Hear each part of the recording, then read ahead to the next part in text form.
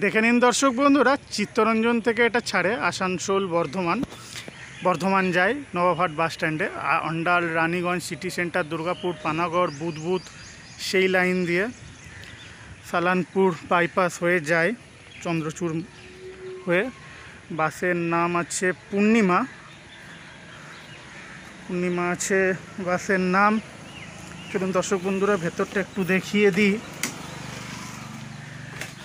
ভেতরের বডিতে 3x2 seat.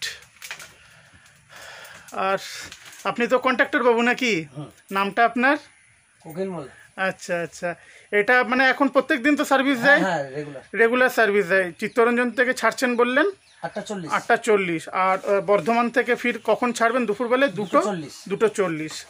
আচ্ছা আচ্ছা, তো এটা বাসের ভেতরের কেবিন ঘর, টাটা মোটরসের বডিতে আছে।